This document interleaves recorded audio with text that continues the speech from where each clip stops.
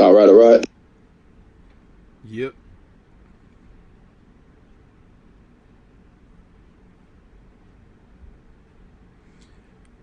Yo, yo, yo, what's good, YouTube? What's good? It's Stormybman, and I am back. Welcome. Welcome to the Friday Night Chop Session with Stormybman, as I am coming to you on this date, January 3rd, 2020, the first show of the year. That's right, the first show of the year, and I got my man Boxing Conversations with Reggie Owens is with me, and we're going to talk to you about the sport tonight. And as you can see, I'm changing things up a little bit. You know, that's how Stormy B-Man do it. You know, keep things fresh, hot, and happening. How's it going, Reggie? How you doing, brother? Man, I'm doing good, OG. I can't complain one bit. How's it going with you? Oh, man, I'm doing good. You know, there's so much boxing news, so much that has been happening, stuff that's been talked about. It makes what I had put out there for my little agenda for the evening, like, man, it's like old news already. It's like, man, but you know what? I'm still ready to roll, man, and I'm happy. I'm in a good mood. You know, that's all that's important, man. And I got, listen, right behind me, I got the greatest, man, the greatest of all time, Muhammad Ali. I don't know if you can see it there on the screen, Reggie, but I had to kick it off with something fly this year, man. Did you get a chance to see it? No, I'm going to YouTube right now on my phone. I'm about to shift over to it. Yeah, and I had a nice little dope beat. I know my sister Denise Woods is out there. She likes to know what the Stormy B-Man's playlist is like, so she can let me know in the chat what she thought of that little tune that kicked off this evening. I know everybody was like, but you know me, I can bring it. You know what I'm saying? You ain't said nothing but a word. You like it? Did you see it yet? Yeah, I was just about to write a comment on it. Yeah. Please do. All comments, positive or negative, will be accepted here on the Stormy B-Man channel. But you better not put nothing negative up there anyway, because I break your legs. Yes, sir. It's all good, though. So we can get on and get started with a little bit of a roll call, because I see some people out there. They showed up. Guess they didn't have no dates tonight or nothing, so they showed up to listen to Stormy B-Man talk a little boxing. We got Derek McGee out there. He says, salute family. Bojo Thibodeau Boxing is out there. Brooklyn Child. What's good with you, Brooklyn? I see you, bro. Denise Woods is out there. Brooklyn says that Muhammad Ali clip is fire. You know it is. And Gigi says, salute Stormy B-Man. That Ali video is fire. Yeah, see, I'm getting the positive reviews already. Denise Ward says that Reggie Owens, excellent show with top cats this afternoon. Gil Cole says, salute Stormy B-Man. Brooklyn Child Boxing says, float like a butterfly, sting like a bee. That's right. Gigi says, salute. Gil Coles, Happy New Year, bro. Crust the Legend has joined us. He says, salute. Gigi is at Denise Ward's. So is Brooklyn. And the chat has jumped up on me just now. Now I see Reggie is saluting people too. And she says, Denise Ward says, love Ali. How it's hard to hate that brother there. And Brooklyn Child says, Muhammad Ali will always be relevant. Salute to the greatest. That's right. You know. So you know, I'm gonna go ahead and let you cook on some things, Reggie. What do you want to break it out with this evening? We're gonna kind of go. We're gonna fly. What do you call it? We're gonna wing it a little bit because there's so much news out there, and it seems like the boxing news is coming in about an hour. You know, so I'll let you go ahead and kick it off with a little something. What you want to talk about first, brother? All right, man. Yeah, I like where boxing is going. But first, man, I want to send condolences off to former four-time cruiserweight champ Carlos De Leon. Man, want to send condolences out, pay respects to a fallen warrior, and also I had reported a while ago that another former champion, Leon Spinks, was going through some medical issues, but it's come out now that he's battling, I think, prostate cancer, and it's in a terminal state. So send condolences out to him as well. But in this thing, man, also I want to give props to Arthur Beterbiev, because it's also coming out about him making a real humanitarian stand, but a stand towards people about this fight that Bob Arum lost for him in the negotiations. And his stance of, he say he ain't taking that fight if it's happening over in China. And that's during his stance of what they're doing about this kind of a hush-hush ethnic cleansing that's going on towards this Muslim religious sect that's out there in China. And they're trying to wash away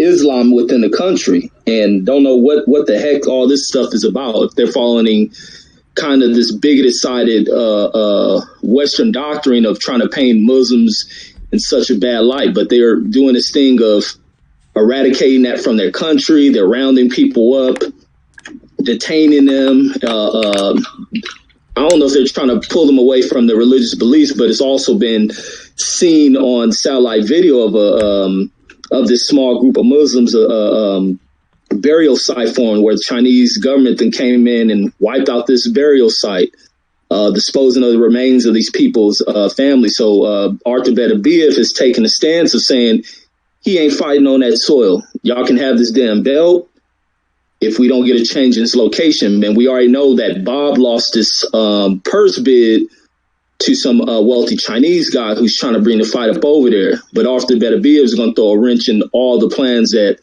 this guy plans to take by stepping into pulling this event away. But that's kind of what I wanted to open with. Wow, man. I wasn't aware of that, even though I've heard of some other world news that's transpiring between this government and over there in Iran, but it's like, dude, I think we are moving into some stages of things that have been prophesized, whether people want to believe in such or not. But this does seem to be, especially, right here at the first of the year, some things are moving toward what can be known as extremely volatile matters, because when you put faith and religion at the base of things, and people have a strong feeling about what their beliefs are. It's a wonder that I got my man, our hero, on the backdrop behind me right now, because he was a man of true conviction and belief, and he stood on that from the time that he became champion in the sport. Well, it's just before he became champion in the sport till the day he died. And he actually showed the world what peace was all about as well. At the same time was knocking heads. So maybe it is appropriate that you open this show with that, because it coincides and it kind of has a symmetry of matters that should be discussed and things that should be talked amongst us, our loved ones and everything, because I can see this year being a time that is very critical in our existence. So and that's I'll leave that at that. Yes, indeed, man. How about we flip over to this Eddie Hearn DAZN thing, man? That $50 thing. What you think about this? Man, does that sound like the biggest con game or what? It's like, what did DAZN start off with? $9.99 when it was its inception, and then now they're trying to say that it jumped that up to $20 a month or $100 a year, I guess they were saying, or whatever. And now, based on what has transpired with the heavyweight championship that took place over there in Saudi last month, here he comes back now, and let's just say for right now, he has suggested to DAZN that they raise these prices up to now $50 a month, which I find totally absurd. But you have to understand, with that money that he came back from Saudi with,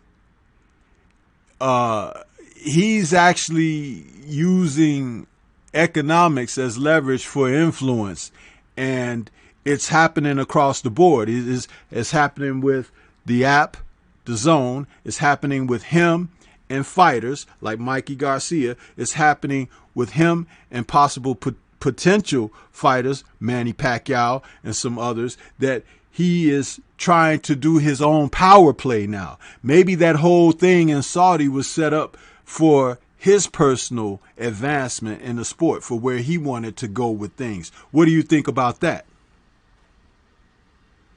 Man, absolutely. Absolutely. And that's what kind of even it's no game within the sport, where he does into this game with such a huge advantage. He's doing things the appropriate way that business people are supposed to. You use other people's money. And he's done that shit to the extreme by using other people's money and not really having to have a real business sense of mind about how he goes about things. He's just a real risky cat. And this whole move of suggesting them going up to $50 shows that there's a whole deal of trouble. But there's trouble that financially that doesn't hurt him, but it hurts him if the Zone goes away. Who can he run to? There's no more HBO out there.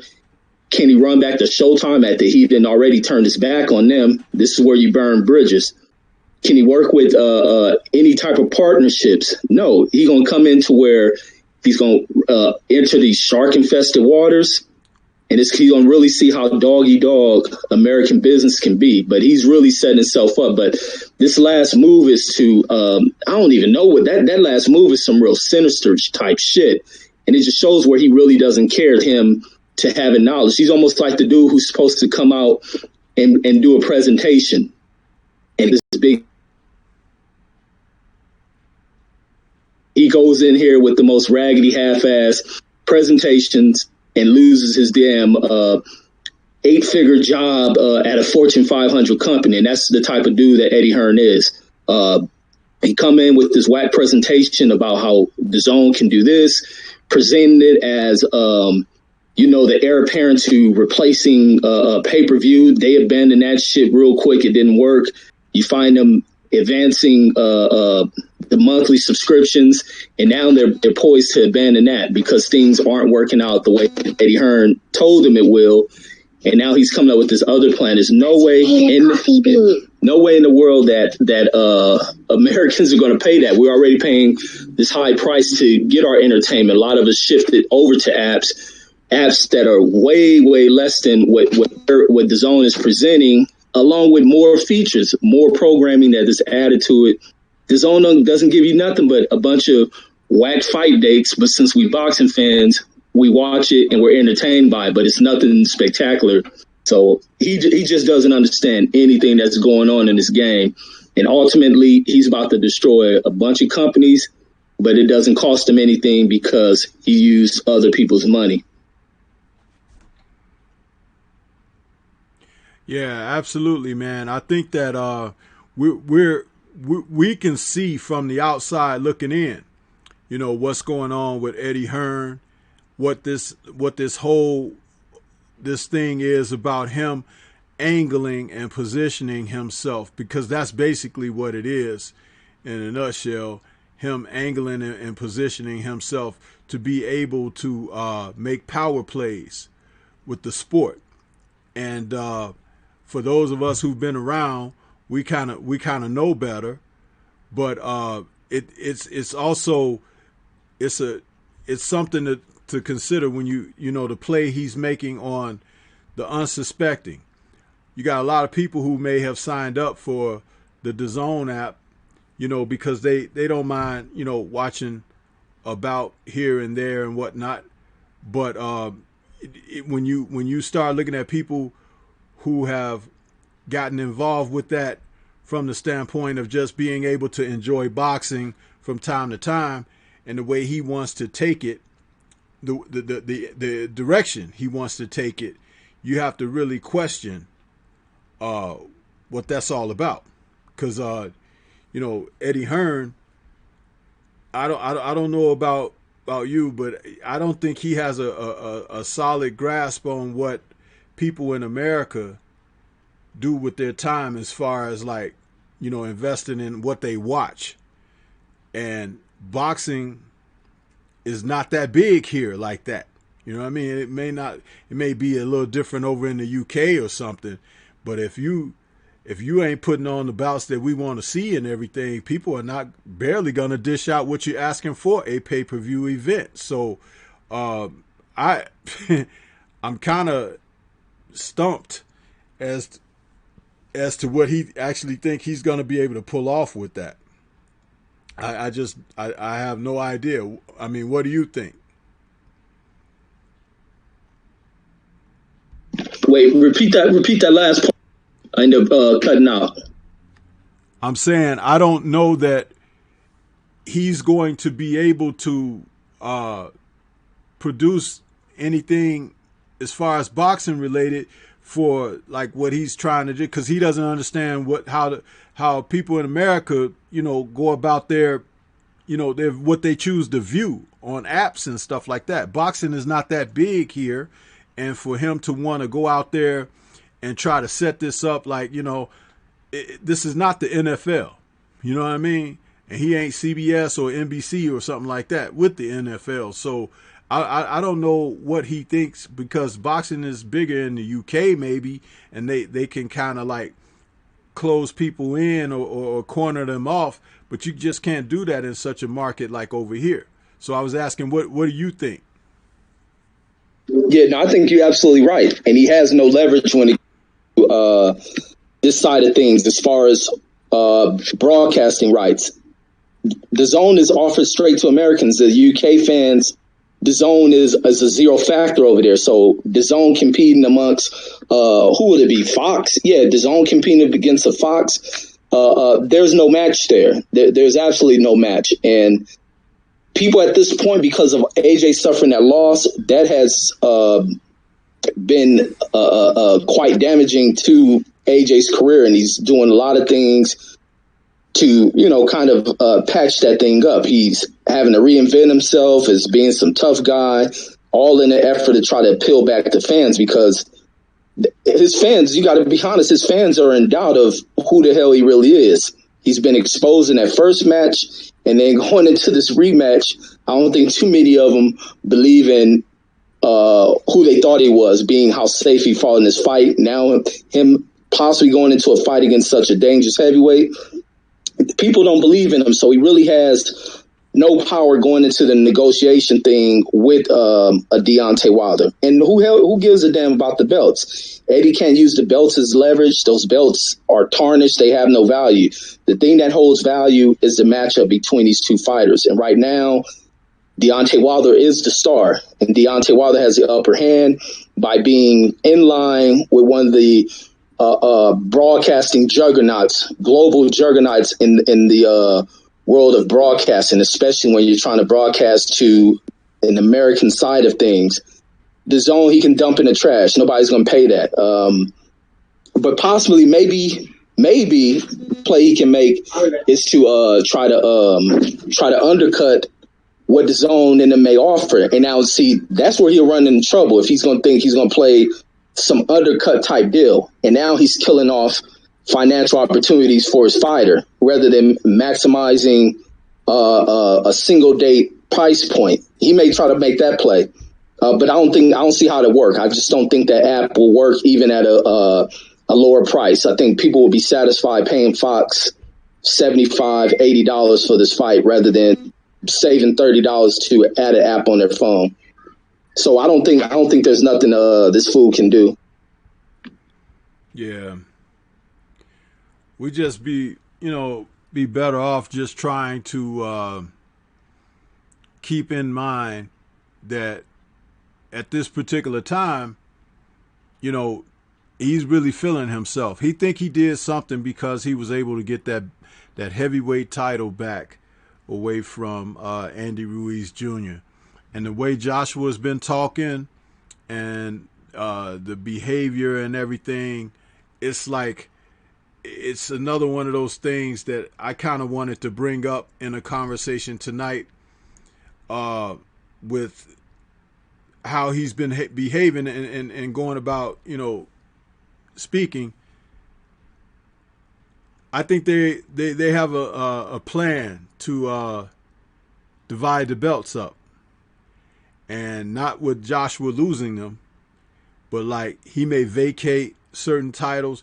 They're gonna select which title they want him to hold on to, and then he's gonna vacate the others, probably intermediately. It's like it won't be all at the same time, but at this time I'm gonna release this one. At this time I'm gonna release that one.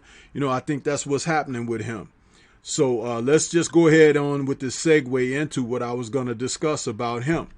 It has come to our attention that he's had quite a bit to say since getting his title back from Andy Ruiz Jr., which I could go and choke the shit out of Andy Ruiz Jr. because this is what we were hoping to be done with if he just went on in there and took care of business in that rematch, because this guy out here now is flopping around like a fish out of water, but a fish with a damn dirty mouth. I used to watch The Sopranos, and there was this great episode about this damn fish. The one that used to sing. You hang it on the wall, and he would sing and turn his head and wag his tail. It's like that's Anthony Joshua right there, that fish. And Tony Soprano like threw that thing in the garbage or something. But anyway, that's another conversation. But what do you think about him talking about he would knock Deontay Wilder out in 6 rounds? He has to, man. He like I was saying, he's crisis situation of rebuilding his profile. He stood supreme over there in the eyes of his fans. He was the toughest guy. He was unstoppable, and then he let a relatively unknown, no placement on the scale for anybody to view. They look at this guy, because a lot of his fans don't have any knowledge of what goes into fight matchups, styles of matchups, and a lot of them never been in a fight, but they trust in this guy based on the way he looked. They thought he was an unstoppable force. So to see him go in there and be defeated the way he's defeated, it casted a whole shadow of a doubt on this dude. Then for them to go in, they come back in to support him, but still kind of being a little leery and based on the first performance. And then to see him pull off this victory, but it not being such a dominating victory where he stood as the bigger man, having all the physical advantages over the much smaller, heavier Ruiz. He wouldn't stand down like a true warrior, a true giant, someone that they can look up as being one of the supreme forces in the heavyweight division, but he kind of scampered around. He boxed beautifully. The boxing was good, but it's not something you're going to be able to do with Wilder. Now, what the fans seen is not you trying to be like Muhammad Ali, but you're trying to be, you're using Muhammad Ali style type movements out of fear, out of avoiding getting hit. And it's hard for his fans to buy into, but now he wants to come in and act all rah-rah gangster in order to try to con them into believing in him. But his fans aren't believing in him. Even when you're making videos about him, this and that, the same vigor that people have for defending him, you really don't see that, because they've looked bad as hell once. They know not to kind of go in trying to ride with the words that AJ is pushing out there. People just don't believe it. So he has to play tough. He has to show that that fear that that's kind of been tagged on him, that is gone by him starting to make statements of calling Wilder out, acting as if he wants to fight. But now he's doing this. He has to move forward with it. The minute he backs out of this fight to take one of the soft touch fights or one of them soft touch mandatories is when people are going to look at him as coward. And he can't use that, I have to do this mandatory. Drop the belt. Let the belts go. At this point, it ain't about the belts. You go in there, you fight this guy who you're talking about you're going to knock out in 6 rounds, because that's what the fans want to see. He's going to pull this crap off at the final seconds of announcing a fight when in February, I guarantee it, the middle months of February is when they're going to make this announcement of who he's fighting. And that's going to be a cowardice move, because AJ shouldn't fight anybody until we see who wins between Fury and Wilder.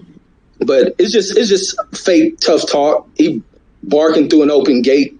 That's all he's doing. But I really don't see him with the heart to step in there and fight Wilder, because his fans know him trying to move around and box like he did against Ruiz ain't gonna happen, because Wilder's a more athletically gifted guy who can close off a greater distance than AJ. He ain't gonna be able to get out the way, because as slow as Ruiz was, Ruiz had points where he was able to trap AJ in those corners, but he couldn't get his hands off. Okay, hold it right there, Reggie. I just want to stop you 1 second. I want you to continue with that thought, but I want to acknowledge some names that joined us in the chat. And while I do acknowledge these names, just before I come back to you, I want you to take a look at the picture I put up on the screen while I call out these names. Just take a look at the screen and we'll come right back to you. We got Ack Reacher, 45 is in there. He says, "Sup, family, Stormy B, man. I'm going to get on your show, fam, but my bad about last month." No problem, Ack. We'll be able to get you in there. Hyphy is out there. He says, "Peace to the channel." J.A. Dixon has joined us. He says, "Salute," with the boxing gloves up there. Got a few people greeting each other. Mark Wunderlich is out there. He says, "Salute." And he's greeting some other people. Tyrone Smith is out there. Says, "Salute to everyone in the chat." What's going on with you, Tyrone? And he's saying, "Laugh out loud. UK guys getting screwed over. The Zone not offered in their terrestrial area, but TV, but the Zone's headquarters in London. WTF." And then he says, "Even the Mikey Garcia fight is a one-fight deal. He's playing Hearn like a fool." And he's also saying, "Release the belts like mixtapes," talking about AJ, I guess. And then Denise Ward says, "AJ is not even dominating heavyweight boxing news." And Broderick Hunter is out there, and he says, "What's up, good people? What's good with you, Broderick?" So did you have a moment to take a look at that shot there that I put up on the screen for you, Reggie? Yeah, him back there looking like a surfer, trying to hang 10. I don't know about a surfer, but I'm going to tell you something.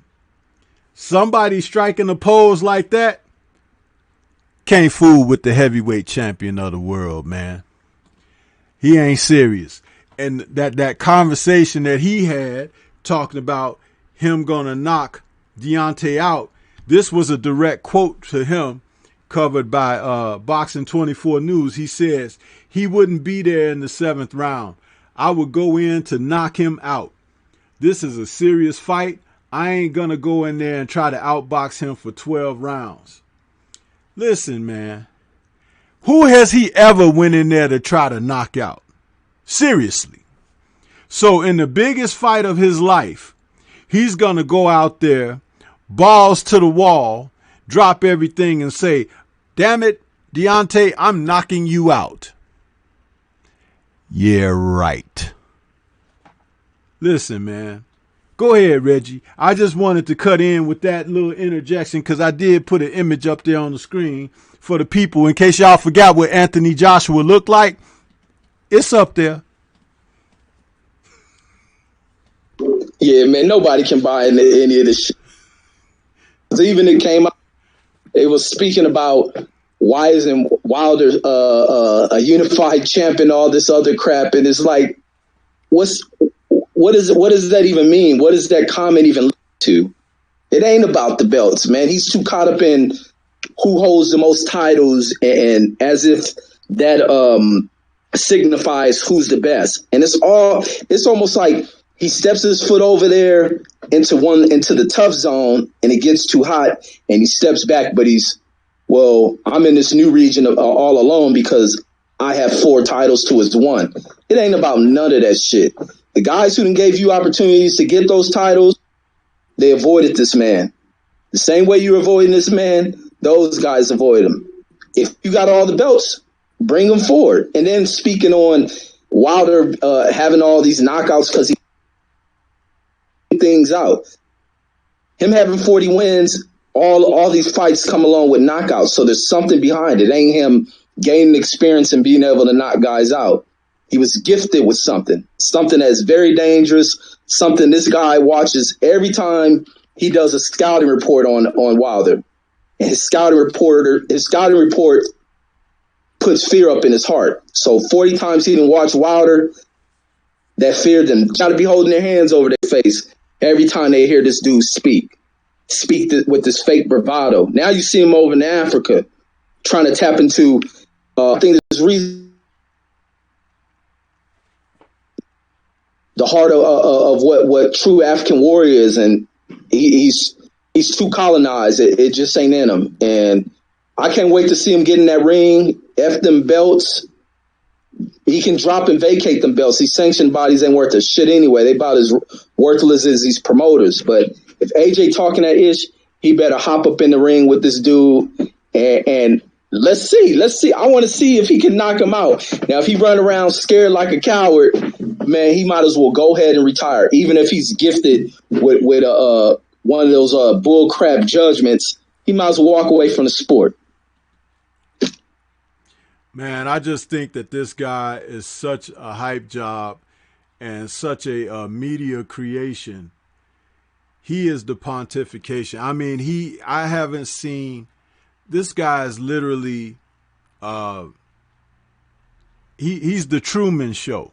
You know, AJ is the real life Truman Show. He's not real. I just wish that Andy Ruiz Jr. had ended that story, you know. But I wouldn't be surprised. I wouldn't be surprised if Ed Hearn had a lot to do with the weight that Andy gained for the rematch. He probably had people up, paid people off to bring Andy away from the gym to bring him. It wouldn't surprise me. I mean, have you ever thought about those things? The more that we get into beyond the fight. Oh, you mean the fight being rigged? Not rigged, but I'm just saying it wouldn't have surprised me if Ed Hearn didn't make special efforts to make sure that Andy was, you know, very comfortable, you know, and given the modifications of what he would enjoy for life. You know, of course, material possessions would be there, but obviously, you know, things of the edible nature, because the man came in tremendously, grossly overweight for the rematch. And it just wouldn't surprise me if that wasn't like the biggest setup. Because to me, of course, you would have to look at his life and how he lives, right? Dangling women in front of him and stuff like that, man, that doesn't really appeal. He was never going to be a sex symbol, huh? When he was able to purchase things, you know, for his family and himself, you know, to put him in a place of comfort, he, you know, of course, he's going to enjoy that. But what could you really enjoy from a cultural standpoint? Indulgence. And at the end of the day, to kind of just push that up in front of him, you know, he was going on shows, he was eating stuff, and they would try this, Andy, you know, what do you think about that? Hey, here's a free ticket for a meal here. It's like, dude, next thing you know, all the focus is gone. All of the determination and everything is gone. Everything was gone except for the fucking appetite. The appetite increased. And it wasn't an appetite for a better place in life. It was the appetite for the contentment that he arrived on the scene. You know, there's some people that they content with saying, look at me, ma, I made it. Huh? Instead of saying, oh, there are greater dragons to slay. Let me buckle down. It's just a thought. Yeah, it's a possibility, but I think the fame just, I don't think Eddie really had to do anything for this undisciplined dude who never had anything. I think just the allure what comes with being rich, this dude just overindulged. He's a glutton for shit. That's why he walked around looking as big as he's always looked throughout his career, and it just shows he's a glutton who has a lack of control with certain things. But Eddie didn't really have to do too much when it came to. I think Andy just ruined this for everyone. He became too much of a star, and me, to be honestly, I'm glad Andy lost, because Andy would have became a prima donna as well, and he would have had the backing of a lot of the Canelo type Mexican fans that are out there who would have excused and welcomed him, avoiding making a unified champion. We would have dealt with the same thing with Andy Ruiz as we've been dealing with Anthony Joshua, and it was already put out there by the father. This dude just became too full of himself way too quick, and he wouldn't gave us what we was expecting. We've been with the same rigmarole we've been dealing with. So I'm glad he lost. I'm glad Ruiz lost. Well, I would have welcomed a prima donna schlep rock such as himself over this guy, because this guy, I can't take him no more, man. I just can't take it. I wish somebody would go and get him, because he may make me think about making a comeback to go and get him, because he don't belong out there, and he talking and he running his mouth, bumping his gums, and he's disrespectful to the real heavyweight champion of the world, and he need a fist in his mouth. That's all I got to say about that. Anyway, let's move on to one more person that, speaking of prima donna, a young man that they have put in the graces of the fans, particularly the young ladies of the sport, Mr. Ryan Garcia. What do you think about this cat?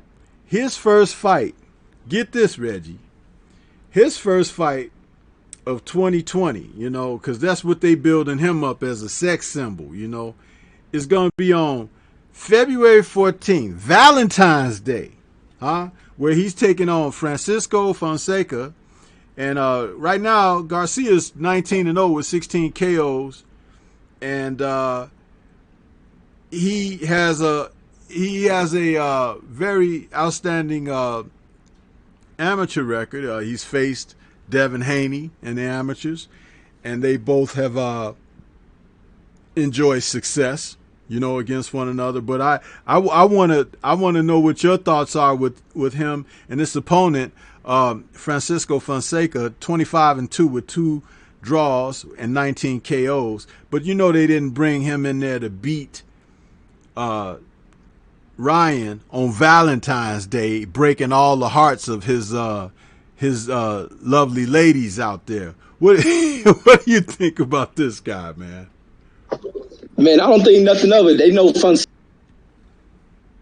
both his step-ups. That's the dude Tank knocked out. I think Tank played with him after he knocked him out, and this the dude who Tevin Farmer put tips on. But me, I hate feminine shit, and I hate when they try to mask what is it, like a male, what do they call it, trying to be a male heartthrob, and they try to pass that crap off, which is really homosexuality passed off as some masculinity, because they mix it in as being done for women. Like, I hate that that's some real hidden homosexual type stuff, and I don't like it. He has too much of a Ricky Martin type appeal. He can fight as his skills, but he should tread far away from that kind of look. That's the same crap they do with those Figueroa brothers who come off as being undercover homosexuals. To me, I just hate feminine type stuff. This is a man's sport for women that like it, or women who like man. This is what it's about. A man doesn't have to bow down to be doing he one of them cats that wear makeup and all that other stuff, get the eyebrows trimmed and all that crap. If a woman is into this sport, they gonna like real man. They pull that crap with Oscar De La Hoya, and we see what become of Oscar De La Hoya. He was a hidden homosexual. And the same crap they trying to push over on Ryan. This hidden homosexual stuff. It's the I just don't. It's crap. Even though they think they're going to try to bring over a fan base, a woman like you, man, and he need to represent himself as being a masculine man. And I hope the dude. I don't think the dude gonna do anything, but it's cornballish to me. The fight on Valentine's, he's supposed to be this boxing heartthrob. No, he needs to be one of the top tier boxing dudes because he needs to be presented as a man who exudes masculinity, not this estrogen and shit. And that's all they pushing off. They pushing off what end up becoming of Oscar De La Hoya. It's supposed to be the golden boy, but nothing but a fruit boy. That's all he was. I don't like nothing about it. Like I always say, I hate the feminine stuff brought into the sport, and this is how they end up trying to soften up these sports by introducing dudes who pass off with a little bit of their emotional side and all that shit. Get Ryan Garcia the hell up out of here with that crap. But I don't think nothing of it. This is a showcase fight. I'm glad that he's getting this opportunity, but he's not in against an opponent that anyone sees as a risk, because every time he stepped up, being Tank Davis, Tevin Farmer, he even got mashed on. But I don't like nothing that Oscar does. Oscar's trying to reinvent himself through Ryan Garcia. He's trying to live vicariously through this dude. But Ryan, don't let this fool do this crap to you, because you're coming off like a damn fruitcake. That's all I got. Man, you was cooking, man. I'm just sitting there smiling and nodding my head, man, because I'm in total agreement with you. And I made a good choice in letting you talk about it because, dude, salute. That's what I gotta say. You hit it right on the head for me. I couldn't add no other thing except for living mi boxeo loca. This dude, man, let me tell you something. As soon as he get hit on the chin, it's over, okay? As soon as he get hit on the chin. Because the dude, first of all, if you ever notice in the sport of boxing, them guys who have them long necks like he got, they always meet a tragic end in the ring.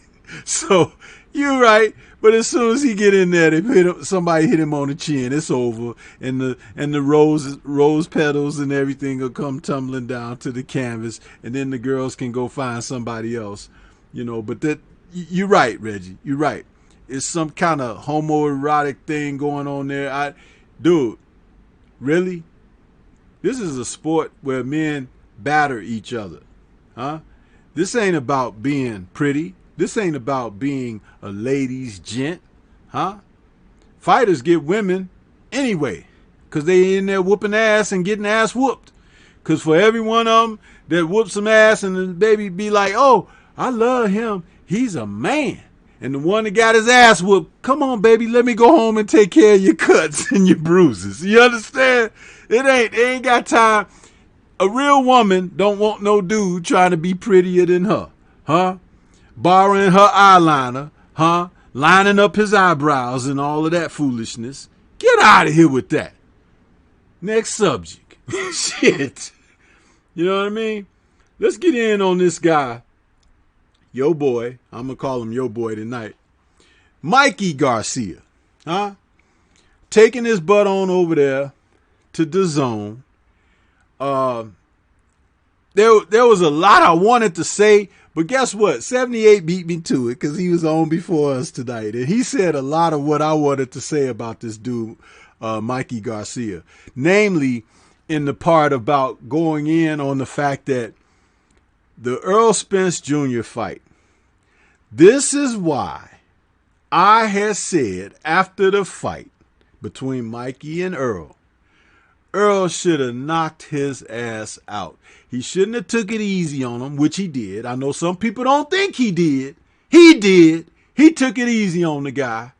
And maybe it was a soft spot in him that said, if I hurt this dude too bad, I'm going to be the most hated person in boxing. Well, guess what, Earl? They're going to hate you anyway. They already done started. Huh? This is why you should have went on and did what you should have did to him, because just like he's acting right now, he's behaving like the most privileged guy in boxing. Huh? What has he really done? Mikey Garcia. Huh? He ain't been in there to get knocked out. And there's some other people in there that won't take it easy on his ass at that weight class.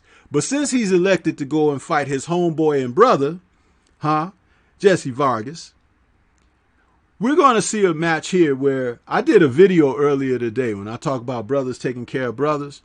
And these two Mexican brothers are going to take care of each other. Vargas wasn't going to make much of a payday in another fight, but he's going to be well taken care of in this fight. And unlike Mr. Canelo Alvarez, who says he's not going to fight any more of his Mexican brethren, okay, Mikey said, hey, for a fee, I can go over here and the two of us can make some money together. Well, since they got team-ups like this, they want to be the Avengers and shit. I came up with a little thought of my own. I said, just like Deontay Wilder gave Luis Ortiz a shot. But it was a different scenario for Ortiz because no one in the sport wants to fight Ortiz because he's such a dangerous opponent. Maybe some of these fighters who do have some of the trinkets, okay, not that the trinkets have any value to them, but fighters do. So maybe if some of us other brothers out here with some of these very titles that we're talking about, what if they just decided to take care of their brothers? Since they're trying to create a modern day Black Murderers Row anyway, why don't the brothers form that Black Murderers Row and make some money amongst themselves, take care of themselves and their families, and promote generational wealth? Because they are promoters now, and some of them even have former fighters as managers. So it's time to really get down to the nitty-gritty of boxing and take care of your business. For some of you who have your own promotional companies, it's time to wisen up. Wisen up and make that money, become free agents, a la Deontay Wilder. You can fight on this network this time. You can fight on that app next time. You can fight on this channel this time. You can fight on that app next time. Take control. Take the bull by the horns and start doing it the correct way. Keep that money in-house. There's a way to do this, and there's a way to be successful. And then the others who would want some esteem and credit wouldn't have no choice but to come groveling at the door with their little bowl in their hand. Can we have some porridge, please? What do you think about that, Reggie? Man, absolutely. I wish he's doing. And you got to commend what Mikey Garcia went in there to do for his brother whose career went stagnant, and for him to come over there and grant this dude the opportunity of making money. Just like fighters say, if you're my friend, you'll fight me.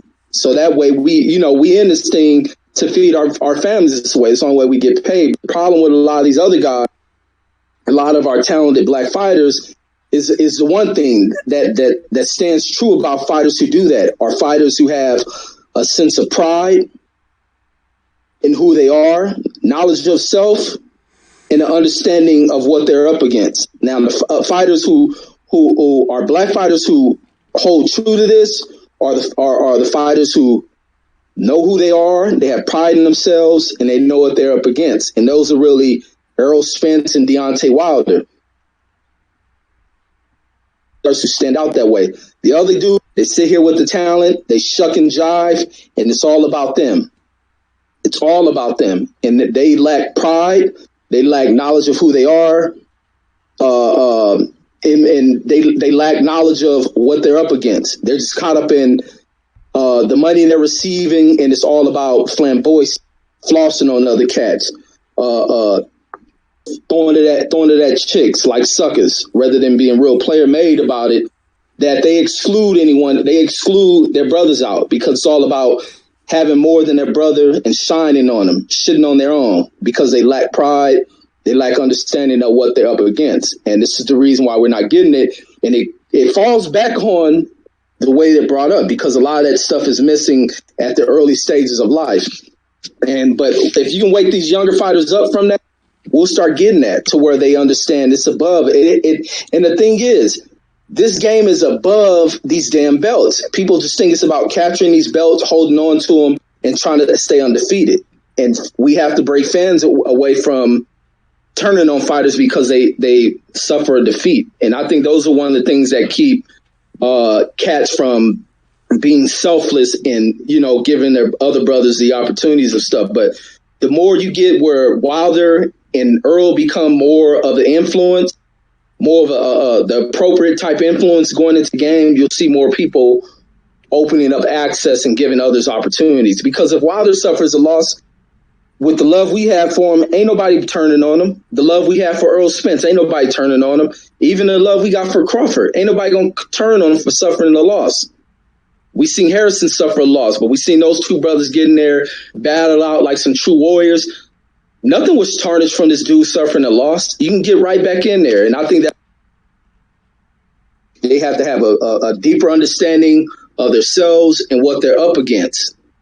Things have changed. It ain't the old way of shitting on just coming in here to shit on the black fighter, because now the black have representation because their fan base is starting to grow in this thing. And I think that's what it takes. But what Mikey Garcia is doing for Jesse is a commendable thing.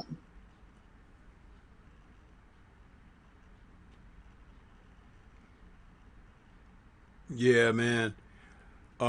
Take a moment to run back to the chat. Broderick Hunter was going in on Garcia. He was saying that Ryan Garcia, he said, pretty boy athletes have always been given the hype by the media. They did it with Oscar De La Hoya when he came out of the Olympics. Black Ham TV has joined us. He says, peace, Stormy B, man. Peace to you, Black Ham. D-Style Boxing is out there. He says, what's up to the chat? And D-Style also says, hey, De La Hoya may wear fishnets outside the ring, but in the ring in the 90s, he was a good fighter. Denise Wars is saluting D-Style. And Broderick Hunter is saying 78 laid it out, talking about the Garcia situation, I guess, there. But, you know, we have to really be considerate of where the sport is as far as what you can control and what you can't control. And one of the things that these fighters who have become their own promotional companies and everything and commodity, they have to start exercising and flexing that strength.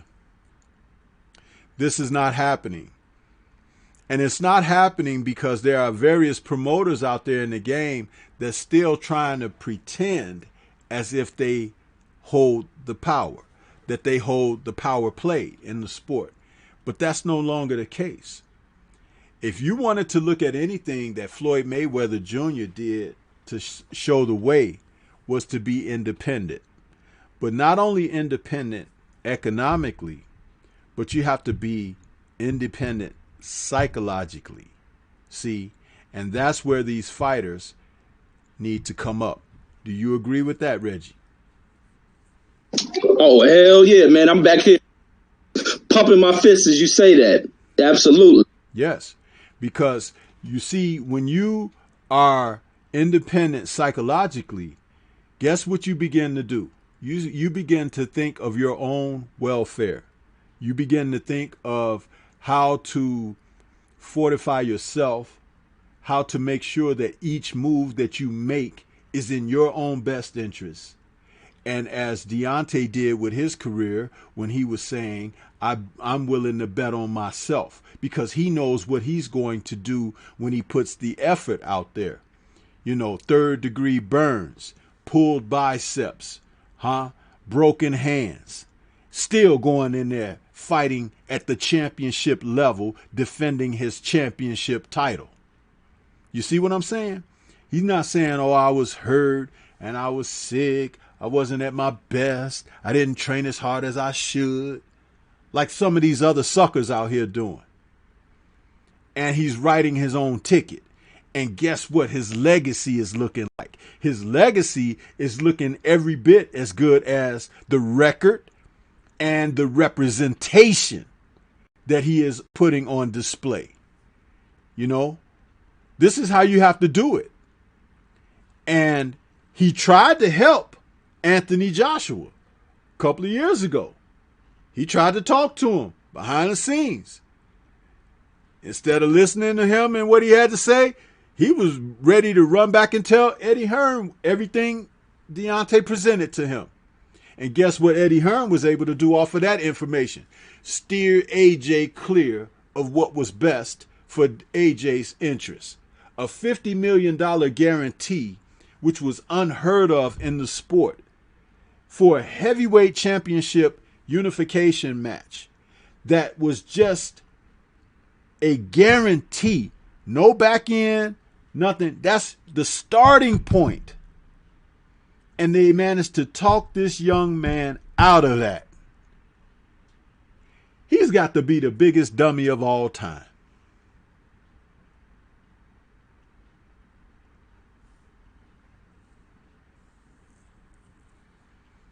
A prime example of a guy who did not think for his own best interest. For every other heavyweight fighter, hell, not just every other heavyweight fighter, for every other boxing star in the sport, let's just go back to 1987 when we saw a tremendous fight between Sugar Ray Leonard and Marvin Hagler. Go from that fight, that date, up to today, or up to the day that Deontay's camp offered the $50 million guarantee, which I believe was 2-3 years ago. What type of fighter and who at what weight could have garnered $50 million guarantee before the fight and still receive gate money, TV percentages, so forth and so on? Name me one. That was the richest person in history. Am I right, Reggie? Absolutely. Now, let's just say, if the shoe were on the other foot, for a man who bet on himself, do you think Deontay would have taken that? Hell yeah, 50 million. Hell yeah. Listen, and what he would have ensured was, I just need my rematch clause, right? That's amazing that someone would not even look for themselves. What type of people are around that kid? What type of people could be a friend to him and tell him or suggest to him, hey man, you know, we down with you for whatever, but you may want to reconsider this deal before you turn it down. That's a huge segue into family extended wealth. I mean, I just don't understand it, bro. But like I said, I don't want to digress too much. I want to get back to that point of brothers taking care of brothers. That's what's important. And that's what people need to look at this Mikey Garcia thing. Because I actually think that some people, not everybody, but some people are looking at the Mikey Garcia promotion with Vargas and the fact that it's happening on DAZN and everything like that. I think they're looking at it in disappropriately. Would you agree with that, Reggie? I mean, because the presentation, like the video I put out earlier and what we're talking about right now, he should be commended for what he's doing. But it should also wake people up who are in positions to do things. Like I said, these fighters who can promote themselves, they need to start taking a closer look at business. Am I right? Absolutely. A la Terrence Crawford. Yes. Yes. I want to say salute. We got Derek Bailey out there. John Lejeune. Gigi is out there. Michael Johnson, Boxing Talking More, is out there. And everybody is saluting each other. What's going on with you, brothers? Thanks for stopping in. So, Reggie, give us another. Did you have another subject that you had for us to talk about on this this evening's first show for the year 2019? I mean 2020. Forgive me. Oh man. this Dylan White saga, man, of who he's possibly going to face, or even not to even get on that one. I want to speak on Terrence Crawford, which I really haven't spoken much up on. Is speaking on what was happening with him with his lack of mentioning, but I hear he came out and made some kind of feedback about not calling out Sean Porter and his nut. Get in touch with your people, because right now that's what Terrence Crawford needs. He has become so out of touch based on this fracturing of hearing this from the casual world of other boxing talk. You're hearing this from the real hardcore type fans. And you can tell he wants to reach out, but this is what Terrence has to do. And he set himself back up because he's not doing the things that Mikey Garcia is doing, Earl Spence, or Deontay Wilder. And all those things were right in line for Terrence Crawford. Terrence Crawford ought to be a big-time money-making star in this game, but it's because he don't believe in himself. Psychologically, he doesn't believe in himself, and he refuses to step out and to do his own thing because he's used to being under the controls of people that he was taught. And all this stuff, when you think of the psychological side, these dudes, it bases back on the way they were brought up. And I'm pretty sure it comes from a family that thinks the only way to make money is from a white man. And that's kind of the reason why he refuses to go about this thing on his own. All you got to do is entrust yourself with the right people, the right team of folks. Research folks. Protect yourself with lawyers. Protect your money. He could have been out here making big-time money doing these things, and this is what brings all this harsh criticism. And now he's out here doing all this Twitter stuff. I've never really heard anything coming out the mouth of Terrence Crawford like what we've been seeing over the last 2 weeks. But the engaging with Tank Davis, what is Tank Davis?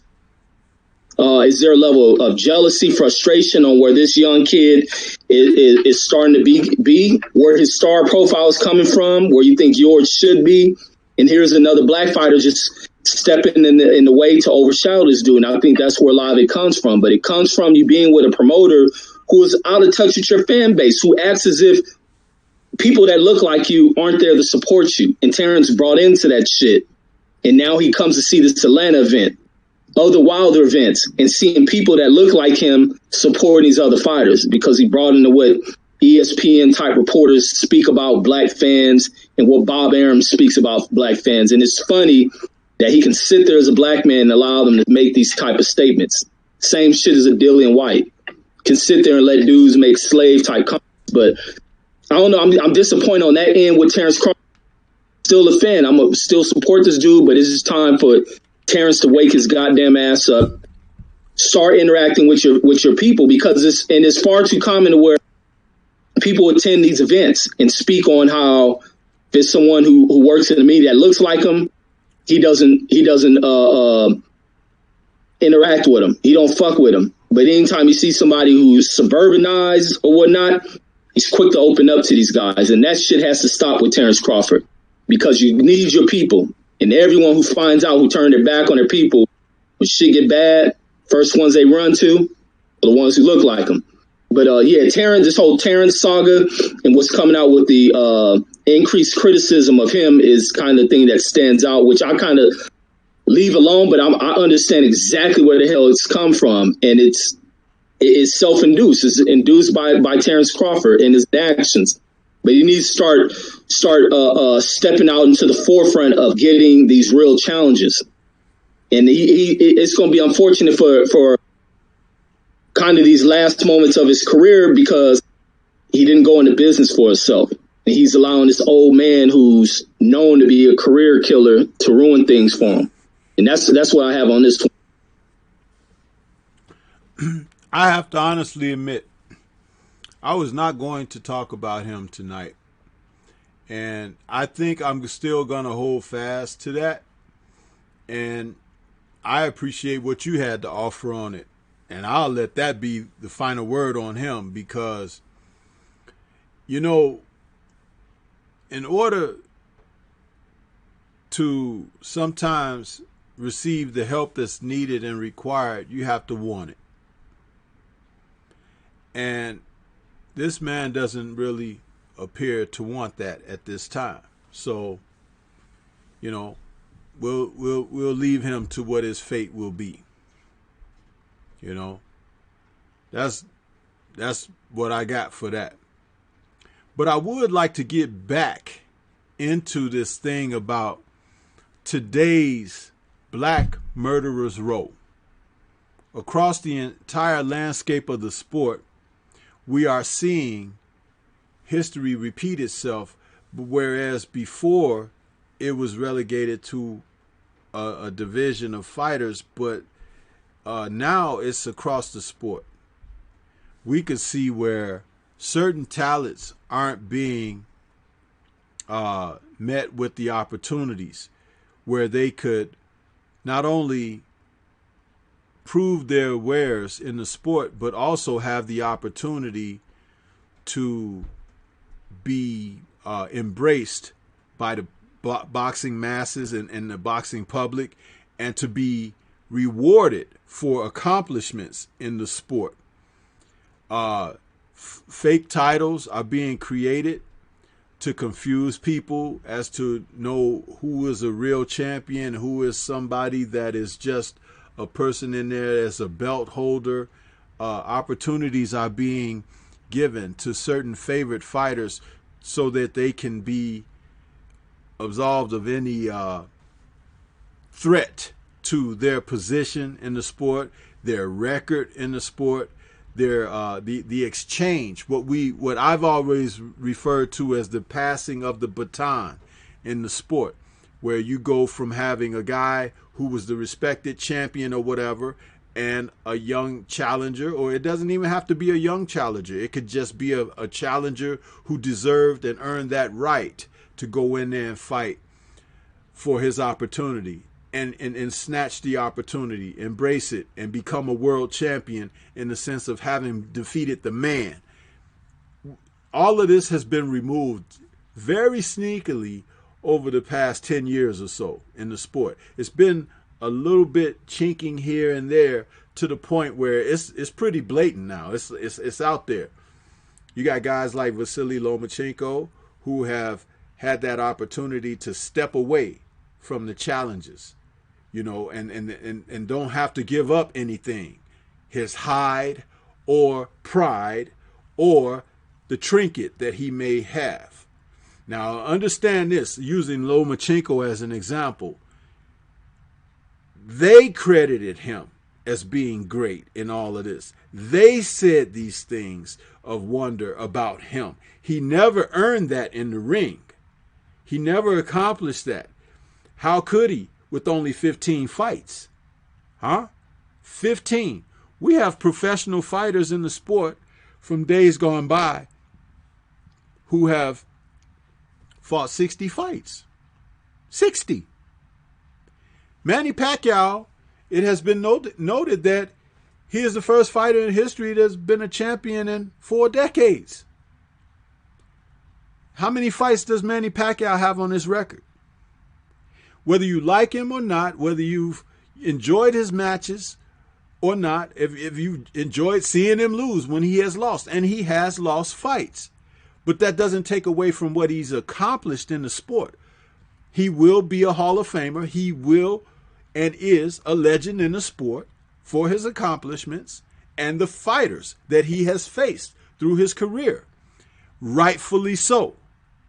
How can a guy with 15 fights earn that type of respect in 15 fights? That's the equivalent of a guy who just started to learn how to shave because some hair grew on his face. Not a man who has a full beard that he keeps manicured and everything, and he's fucking 40 years old. Huh? So what are you trying to tell me here?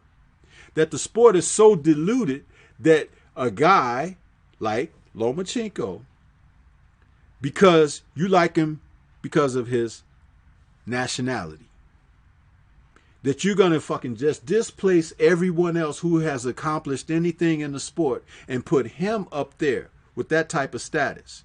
And even though you have a young group of prodigy type fighters who deservingly and begrudgingly want to go after that guy because they know since you've anointed him, if I whoop his ass, you have to give me some of that luster because he got his ass whooped.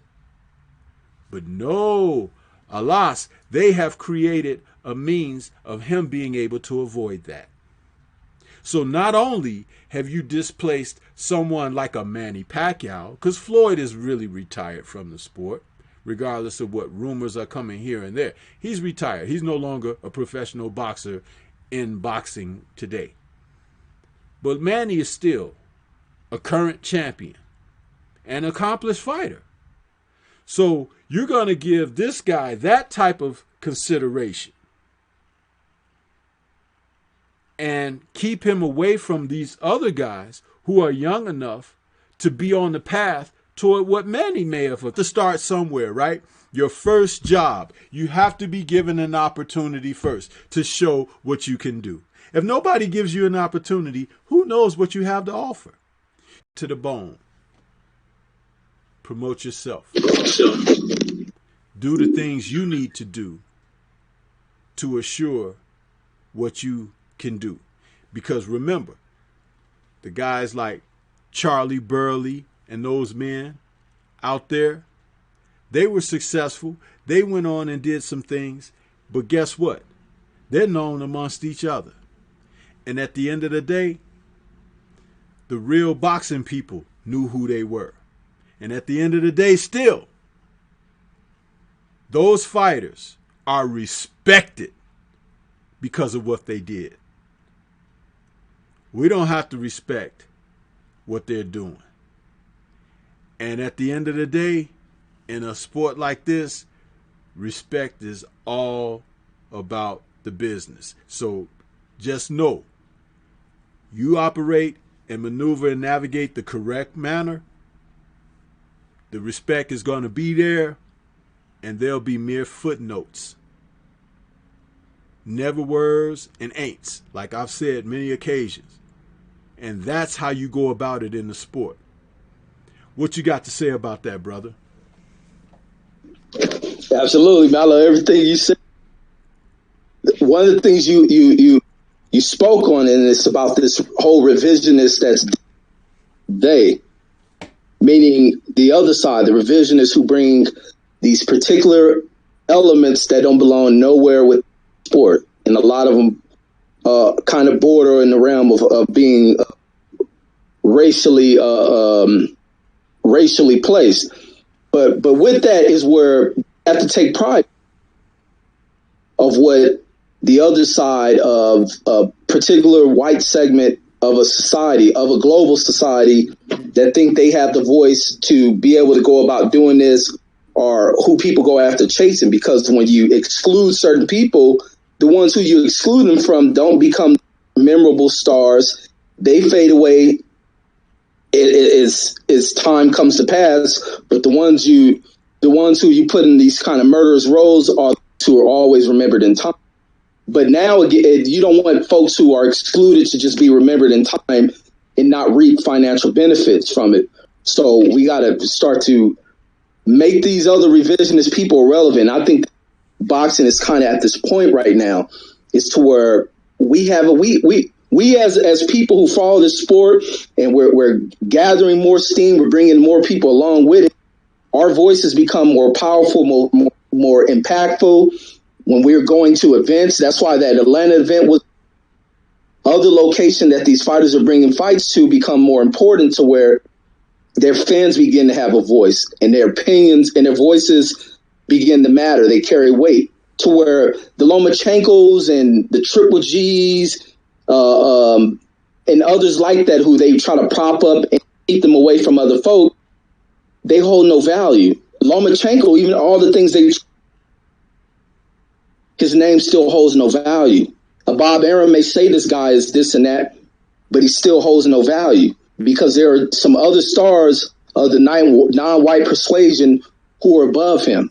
And the only thing that draws a claim to Lomachenko is the fact that you want to see him in here against the guys who really draw a claim to that division. The same thing with Triple G. Charlo and Andra bring it. For other folks who want to exclude that revisionist, who want to keep them away, they act like they're into what Triple G and Canelo are doing. But those times are swiftly changing. They're gone. So the Black Murderers Row may be where maybe the whole it factor, because that's where all the money is at. So they can try to exclude these black fighters all they want.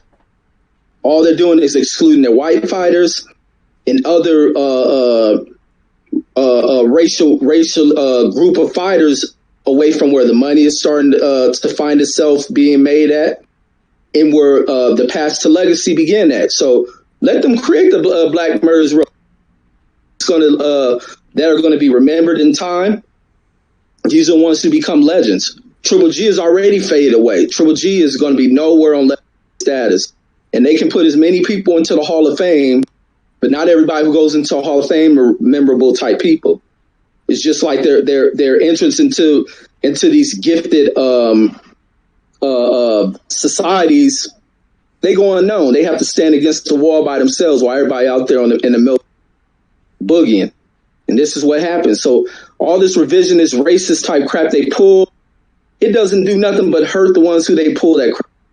The ones who put in the real work, the real effort, are the ones who benefit off of that greatly. For hundreds of years, the dudes who they try to exclude from these dudes, these are the ones they remember. Nobody remember the other champs that they pull this crap with. And these dudes gonna have to wake up and get it right. But outside of who they try to promote, those guys aren't the stars. Canelo is kind of really not a star in the game anymore. At one point he was, but his path to being brought back up there can be won through the guys that he's avoiding. The same thing with Lomachenko. Lomachenko's real path to being is through him fighting the guys that he's clearly avoiding. Same thing with Triple G. But it ain't just about you fighting him. You got to be successful against them as well. And that's the thing. But the money is starting to trickle over to the black fighters and this thing. And it's crazy that it's like that, because in sports, period, the black athlete is the driver of these of everything. So only in this individualized sport do they try to exclude them out of their insecurities. But they let them create the Black Murderers Row. It's a different thing in today's situation of the sport, because that's where everything is at. Absolutely, man. And one way that they could start to do this is they could take fighters. Let's just use for an example. You still there? Yeah, I'm sorry about that. I was on mute. I muted myself while you were talking. Yeah, what I wanted to say, absolutely, because one of the things that these brothers can start doing is they could start taking fighters within what they're doing and having face-offs. Like, let's use a fighter like Robert Easter Jr., right? He just moved up. Where is he now? He's at 140, or is he at 140 or 147? No, 140. Okay, you could take a fighter like Robert Easter Jr., right? And let's fight him paired off against someone like Regis Prograis, okay? And the winner of that fight will take on another fighter like a Devin Haney or something like that.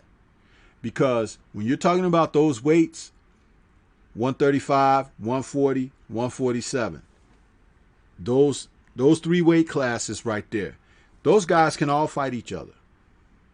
Okay? Now, you take the ones who are the names in the sport, who are their own promoters, and you can put on a series of fights where these guys have the opportunity to make their money and make their fame. Now, the reverse adage of the Black Murderers Row, the fighters back then didn't have economic empowerment like these guys have today. Forget about all that bling, bling, bling. Forget about all those material possessions. If you are in it for legacy, start fighting each other. Put those shows on. Fight 4 times a year. Because the matches, even the guy who loses can be in a fight with a guy who hasn't had a shot yet. And then that's how you can do the round robins. Nobody has to sit on the outside. Everybody can make $1. And the fighters who are self-promoted can, you say 4 fights a year, so that's 4 events that you can promote a year. Not a single fight, but 4 fight cards. Okay, 4 fight cards. You look at where you can have these fights regionally. We saw Atlanta as a huge hot spot. I think Black Fight Fan referred to Texas as potentially being a great spot. And we're talking about where people will come out and support these events and cards. And guess what? The success of these cards can produce more events. You see, where you can have smaller cards that'll lead to those larger cards in between the large cards. You see what I'm saying? These guys get the work, they get the pay, they get the freaking respect. All of it. And the fanfare. Because guess what? As Black Fight Fan, shout out to Black Fight Fan again. He say, we the mob ho. Guess what? We have that economic power. Huh? We even have our own journalists to cover it. Huh? And when I say journalists, I'm talking about the scribes, the guys who can write about the fights, talk about the fights, present the fights, promote the fights, on our channels and this and that. Remember how Fred was kicked out? Remember how Blue Blood was banned out from certain promotion press conferences and stuff? No more of that. Right. No more of that. Those fights, those cards, guess who channels they come on and talk about their fights before they happen? Huh? When they come to a city, guess who they come to see? Huh? Guess who gonna be there taking pictures and everything and talking about it? Hey, man, y'all want to play that game? Really? Do you want to really turn that dollar off? What do you think about that, Reggie?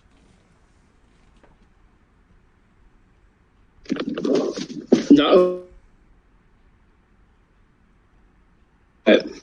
Yeah, no, I'm 100% in favor of it. You broke up a little bit, bro. Your first comment, you broke up. We didn't hear you clearly.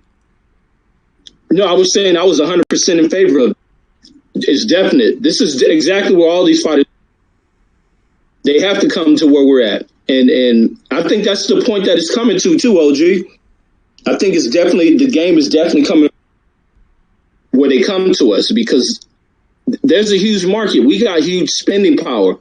There's huge spending power over here with their people, regardless of what detracting type information people put out, which is nothing more than a damn lie. You can do it. You can do it through us. You don't have to do it through what they tell you it can't be done through.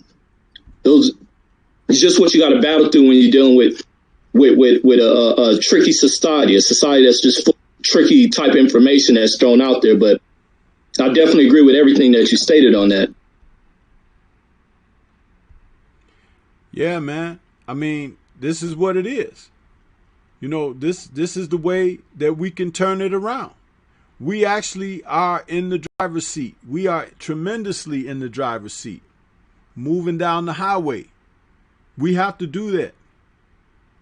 And we have to be on one accord when we do it. We have to be on one accord. And I'm telling you, solidarity, man. That's how you can make it work. But all of that, they can create as many false titles and trinkets and everything that they want. Awards and trophies and all of that. But guess who would make the real fame? Guess who would have that real landmark support?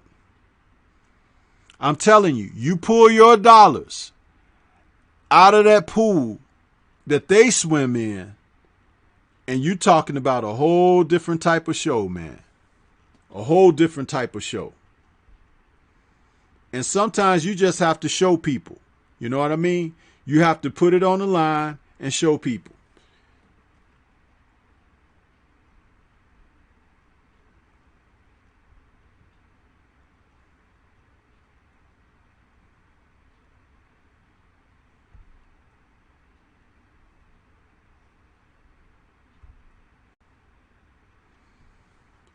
I would like for 2020 to be a year we start putting those things into motion.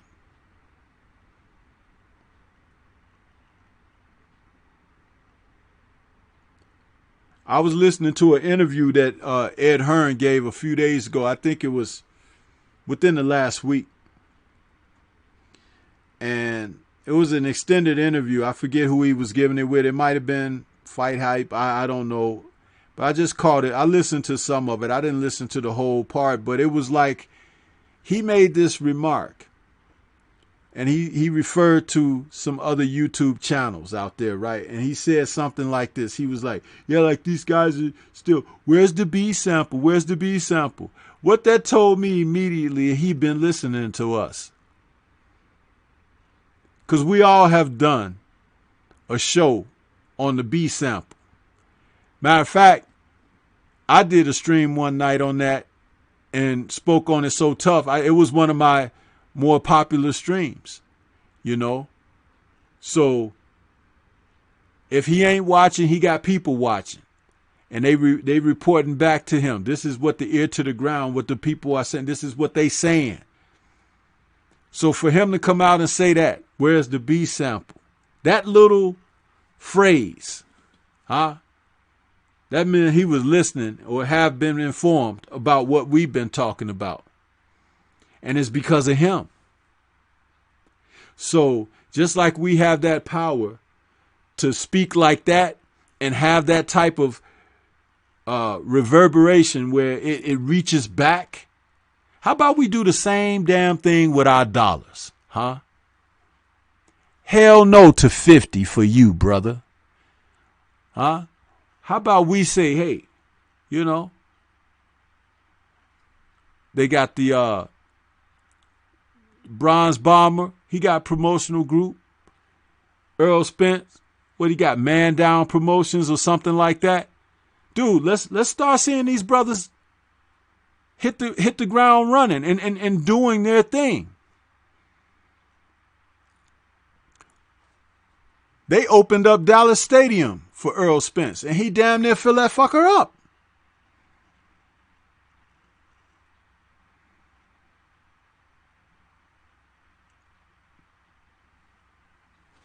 I mean, for anybody that's out there in the chat, right now it's saying our viewership has dropped down to about 8-9 people out there.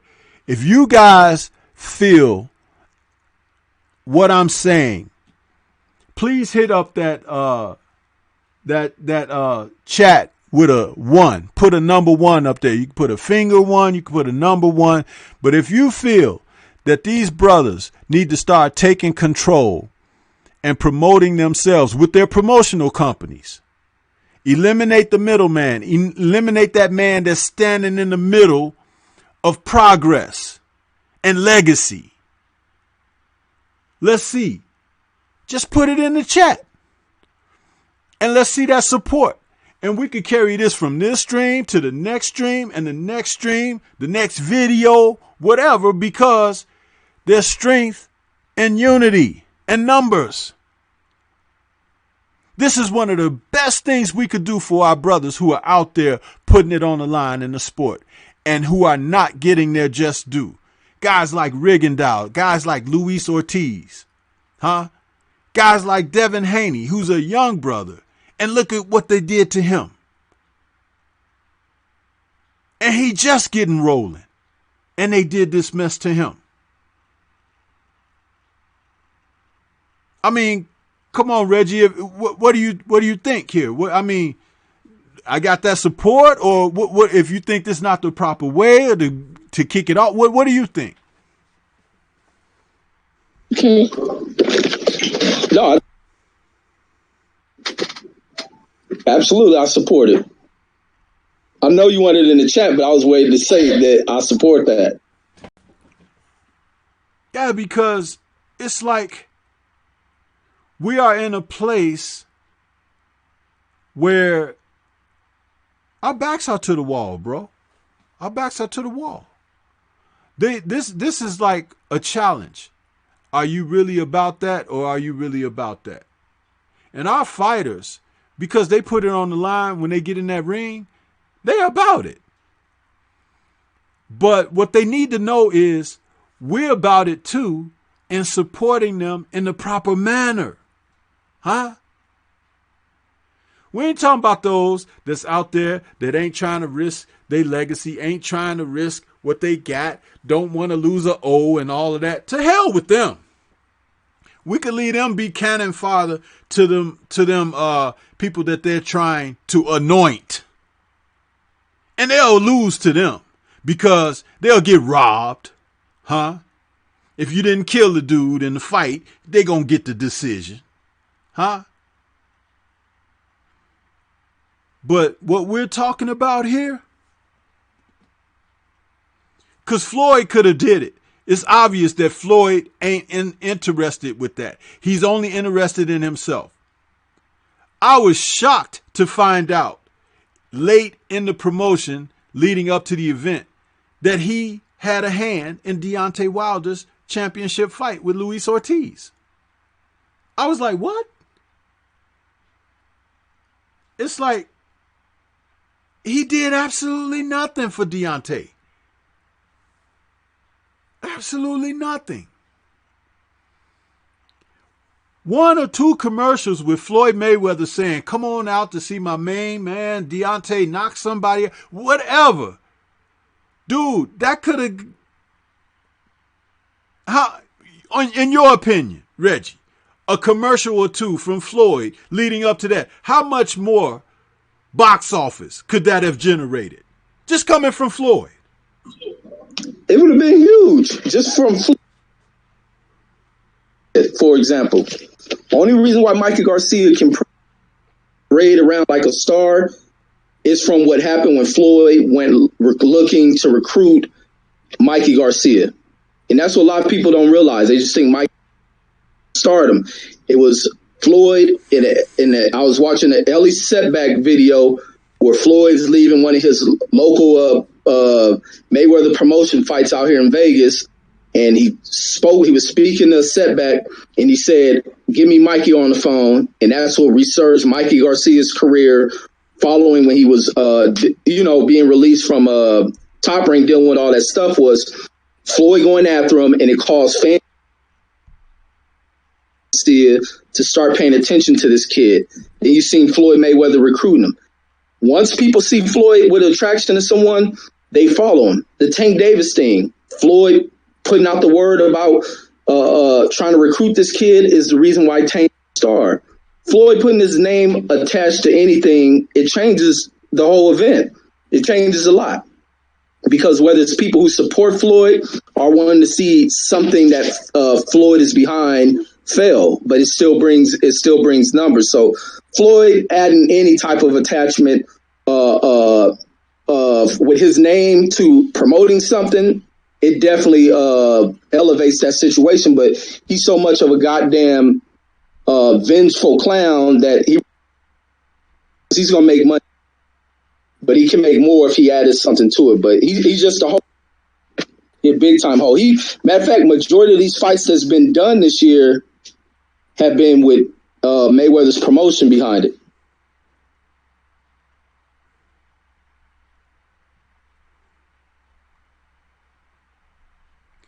Man, I don't like the fact that these ideas being on the table, not having that opportunity to manifest. I see Broderick Hunter in the chat. He's the one brother that put a finger up. The one brother. Now, there's plenty of other people watching, but we had one brother put a finger up. You know what that tells me? That tells me that some people don't understand the significance of what's been discussed here. And that's sad. That's sad.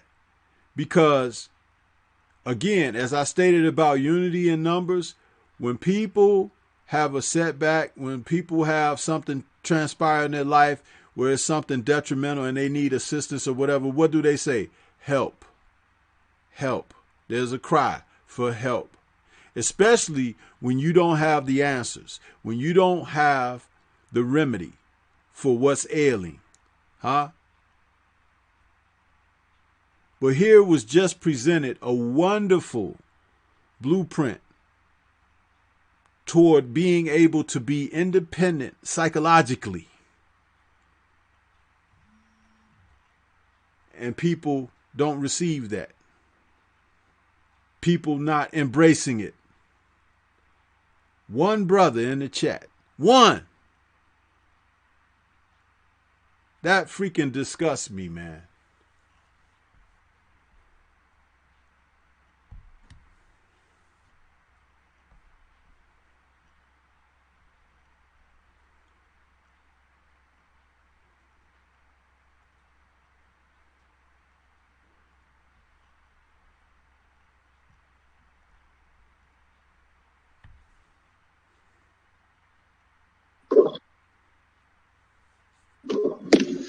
You still there?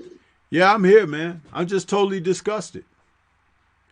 Just totally over there. disgusted. I wouldn't. Some people just didn't want to respond to it. Let it be. Yeah, we could let it be. Anyway, what else you got, bro? Yeah, that was kind of really it. Just the Tyson Fury. Wilder versus Fury. That's about really it, but it ain't really too much. It's going to be a clean sweep. I think it's going to be easy work, a clean sweep going in by Deontay. That's kind of the only other last thing that I see that's out there. What do you think about all these changes that Fury has made going into the rematch? And the fact that he's going back to this guy from the Kronk gym and everything. What do you think about all of that and how it may have or may not have an impact on what transpires on the 22nd when they fight? I just think he needed a coach. I don't think Fury really has any thought of him winning this fight. I think he just needed a coach after he had to abandon this coach who cares about Fury and didn't want to go back into this fight, knowing what is going to ultimately happen to Tyson Fury. So Fury needing to go against, because he's locked in a contract. This contract binds Fury. I'm pretty sure ESPN and Top Rank protected themselves on another end when they signed this untrustworthy dude to that contract, being if he didn't fulfill this contract, I'm pretty sure there's a huge penalty attached to it. So he has to take this fight. And Ben Davison, I don't think, had too much faith in Tyson Fury having good chances of even surviving this fight without put to sleep. And Fury just needed a coach. And he went with somebody he's worked with in the past, but someone that's not going to help him. I mean, what can these new coaches do? They're not familiar with Tyson Fury anymore. He's been good, and the dude's unstable as hell. I don't know. And I think he's talking to add promotion into this fight thing, because he got people who don't believe in him. They just want to hear somebody that's going and possibly challenge Wilder to remove him, to free things up for AJ. But Fury don't believe in this stuff. He's just going to do enough WWE type promoting to draw a huger draw to the pay-per-view side of things and for the turnout side of things. This is final check. He needs to maximize the hell out of it. But he going in here and he getting put straight to damn sleep. He ain't going to – Jack Reese can call him on the phone. He can yell in his ear. He can throw the smelling sauce at him, pour hot water on him. This dude ain't waking up from this punch that's going to hit him. Man, there's nothing like Deontay Wilder landing that kill blow on a dude. I was watching a replay the other day of him the knockout blow against Ortiz in the second Ortiz fight. Dude, he literally knocked all the activator out of that guy's hair. I mean, we were all saying the shit for a joke and everything. But I looked at that shit in slow motion. A bird would have taken a bath, literally, if it got sprayed with all of that came off of fucking Ortiz's head at that moment. I had remarked in my post-fight video, I said that the people ringside got sprayed with activator, plasma, everything. It could probably take some of Luis Ortiz's DNA out for some of those people sitting ringside. Wait, did you see the internet meme? The little water droplets? What'd you say now? Somebody made an internet meme out of all that activator. No, I didn't see that one. Dancing on it. I'm going to send it to you. Yeah, send me that, man. I'm going to go find it. I'm sending it to you now. I'm going to tell you something. I was sitting here looking at that damn video the other day, and they showed that shit in slow motion, and when he hit the guy and his head turned and that shit splayed up, you know, if you had a wet towel, soaking wet on a hot summer day, you know how people take it and they swing that towel and they shake it out? Flap, and that's how that's how the spray came off that brother's head, man. And then when they showed him in the press conference, he had a fucking little fro and shit.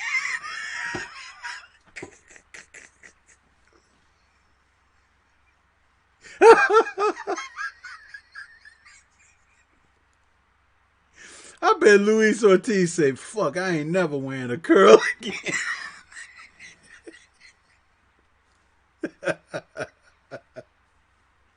Damn, man. That was funny as hell. But damn, he hit that dude so hard, it just knocked everything, any damn natural oils and shit. Oh, I'm looking at it now, man.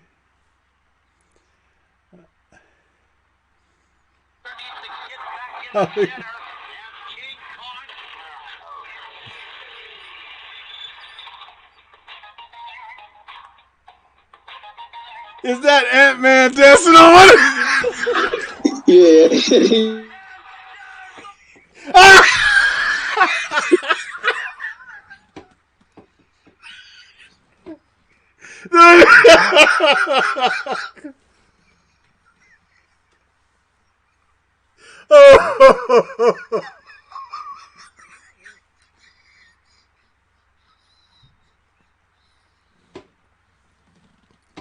Oh, man. Oh, I'm crying, dude. I'm fucking crying. Oh. Man, was that Ant-Man dancing on one of those drops? Yeah. Holy shit. Oh, man. Oh my God. That dude, I'm going to look at that at least 2, 3, 4, 5 times when we finish this stream, man. But no, that's, oh, I hadn't seen that, bro. I know I had seen the funny one when he knocked out Stavern, but. Oh, you ain't seen the one with Brazil? Oh yeah, I've seen the one with Brazil too, but it's like, I had not seen this one. I guess I wasn't looking for them, but I guess that's the, you know what? That might be what Joshua feared the most, being a meme and shit. Hey, absolutely. That's a lot of these dudes fear what the internet does to them after they get knocked out. And that's an honest fear that these dudes have. Internet, man, it's undefeated. I know, right? That was some classic shit right there, bro. Thank you for sending me that. Thank you for sending me that, man. Oh, you're welcome. You're welcome. Oh, that woke me up right there. That brought me back. Oh my God. If you guys haven't seen that damn meme, you gotta see it. Fucking Deontay knocked the damn juice and spit everything off of him, and then it's got Ant-Man dancing on some of the drops, man. That is...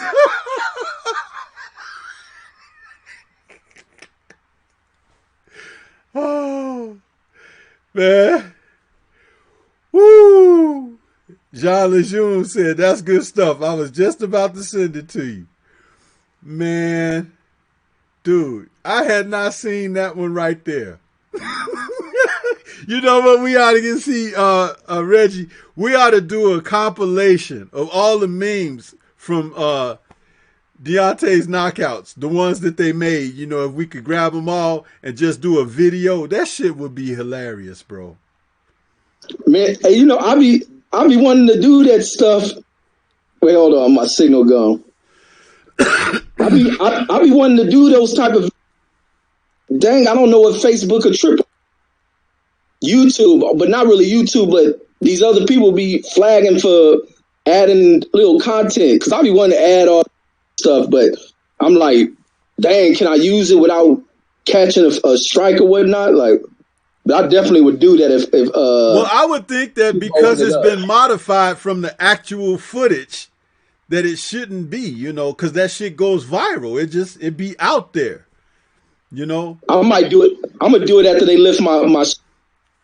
I'm gonna try it, or at least put it somewhere like where we could all just enjoy it on one of our channels or servers or something. You know, it's like that, dude. That is hilarious. And there's been several of them, you know, like from his fights, but he turns people into memes, man. The one with Brazil being knocked out by the Infinity Gauntlet and shit and turning to dust. Oh, yeah. You seen where Spirit get knocked out his body, then it. Yeah, like Matrix style, not Matrix, but Doctor Strange when the Ancient One knocks his astral self out of the body. That's like Deontay hits the dude and his body goes out. Catches some creative ass people. Back. Oh man, that is hilarious, bro. That is 100% hilarious. I love it. The fact that you sent me that I was down a moment ago for that situation, but I'm back now, man. That is hilarious. I'm glad it brought you back, man. Mahari Nation Sports Podcast says, "Good evening, Stormy B man. That is funny. Yes, it is, brother. Good to see you, Abel. Good to see you, man. That was hilarious. Oh, man, that was hilarious. Well, man, let me tell you, that's something we could work on. I like to help. You know, I'm good with graphics and stuff, so we could put together something really cool, man, and just have it as a laugh reel or something. Play it at the end of a show or something and then just take it down, you know. Everybody that tuned into the chat, they could enjoy it, you know what I mean? Be like, damn, you should have seen the channel last night and this and that and the other was on there, you know. That kind of thing. Get people up to tune in. But go ahead, Reggie, and give us some final thoughts, man. We just about at our hour end, so why don't you give your final thoughts on everything? Man, once again, man, thanks for enjoy having these boxing talks and just being open to listen to other people, their thoughts on this sport, because we give a voice to the sport, just like we've been speaking about. Fighters having their own representation, and when they hear voices from people that look like them, that support them, this is very crucial to the game. And not just being that it's from us trying to draw a divide because we want to be us against whites. It ain't nothing about that. But it's just unfortunate that we got to do that because we got to come up with these revisionist type racists who add layers into the game that should not be there. This racial element should not be in the sport, but it's there, but we here to fight that shit. And that's why I love to hear our opinions on this sport, sports period, because that's what's pushed me away from so many of these other sports, is the constant not saying they are, the constant attempts at whitewashing sports here in America. And we are here to dead that shit. And that's what I enjoy. I sit at work all day and listen to it. People be thinking I'm at home. No, in the chats, being addicted to the shit that y'all putting out, driving to work, texting in the chat, making sure I'm replying and saying what's up to folks when they say what's up, because this is where I draw my entertainment from. I got big TVs in this house. I don't watch shit on them. And if something's playing on it, it's me watching YouTubes of other brothers speaking or dropping content. So I enjoy this shit. I want folks to stay true to their shit and keep dropping what they got. But, man, thanks for bringing me on, man. That's all I got. Oh, man, you're always welcome here, bro. Always. You have a lot to contribute, and I like to use, my channel and platform to help the voice of boxing get out there. So that's what that's all about when it comes to this for me. And a thing that I want the chat to understand about Stormybman, I am very, very passionate. Passionate about my love for the sport, participating in the sport, viewing it, everything. So I am that guy. It's a true thing with me. And so my voice and my enthusiasm and my aspirations is always to see it driven forth in the most positive of manners. If you haven't had a chance to stick around and get to know me as a personality, I'm very genuine when it comes down to this. But never no fooling around when it comes to that aspect. I'm always concerned with the health, safety, and well-being of the fighters, and I hate and despise those who try to take advantage of the fighters, who don't give the fighters their best, whether it's from a coaching standpoint or getting them prepped, whether it's through the physical fitness aspect of it or the mental aspect of it and things like that. So I speak strongly and sternly when it comes to those things. I want to also acknowledge the fact that everybody that came out this evening to watch the show, it's been a great experience. Again, kicking off the new year with the first show of 2020 and hoping for many more to come. I encourage people to leave comments in the chat here, even if I don't get around to reading them, because they help stimulate the conversation. Okay, not just with the panel of people that are engaging and interacting with myself, but also amongst you others, so who are participating in the chat. So just take note of that. And even in leaving comments after broadcast or something, I look to try to respond to each and every comment, whether I'm just giving a like or a personal comment or a heart or something like that. I try to look forward to doing that. And Stormybman is doing his best to raise the level of the quality of what I put out here for you, because I just want to represent in the best way I can. All right. Jean Lezoun says, do one of that dude that walked all the way to the ring, and when they said fight, he walked out of the ring and left, but replace it with Fury's face and Wilder in the ring. Yeah, man. And Reggie says he gonna try to make that video. So yeah, this has been another wonderful chop session, talking up the sport of boxing to you all.